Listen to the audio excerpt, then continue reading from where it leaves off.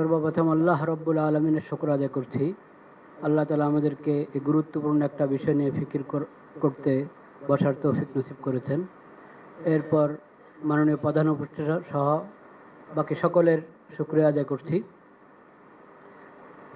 আমি সংক্ষেপে যে কথাটা বলতে চাই, আমার নাম আব্দুল মালেক, বাইতুল মুকাররম জাতীয় মসজিদের খতিব এবং দেশের একটি প্রতিষ্ঠান মার্কাজুদ দাওয়া আল ইসলামিয়া ঢাকা, এই প্রতিষ্ঠানের শিক্ষা বিভাগীয় প্রধান।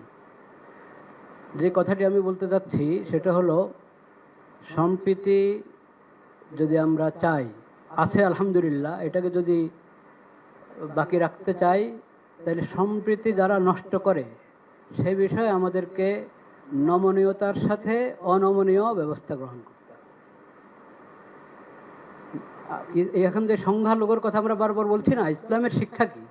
ইসলাম বলে, আবু বকর রাদিয়াল্লাহু তাআলা আনহু প্রথম খলিফা নবী করিম সাল্লাল্লাহু আলাইহি ওয়াসাল্লামের, উনি বলেছিলেন, তোমাদের মাঝে যে সবচেয়ে বেশি শক্তিশালী সে আমার কাছে দুর্বল যদি সে জালেম হয়, আর যে সবচেয়ে দুর্বল সে আমার কাছে সবচেয়ে বেশি শক্তিশালী যদি সে মজলুম হয়।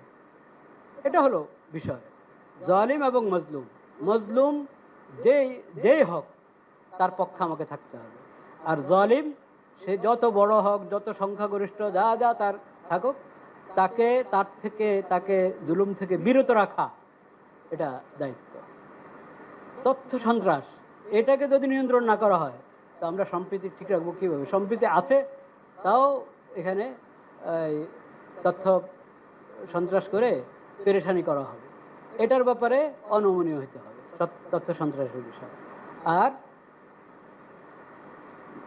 আরেকটা গুরুত্বপূর্ণ বিষয় বলতে চাচ্ছিলাম, আমাদের ধর্ম সম্প্রীতির কথা যেটা আছে, ধর্মকে গুলিয়ে ফেলা এটা কিন্তু ধর্ম সম্প্রীতি না।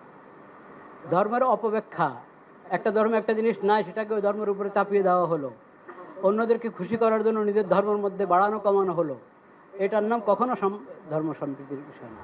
প্রত্যেক জিনিসকে স্ব জায়গায় রাখতে হবে এবং স্ব জায়গায় রাখলেই যথাযথ ফায়দা আমরা পাবো। আল্লাহ তাআলা আমাদেরকে তৌফিক দান করেন। ওয়া আখিরু দাওয়ানা আলহামদুলিল্লাহ।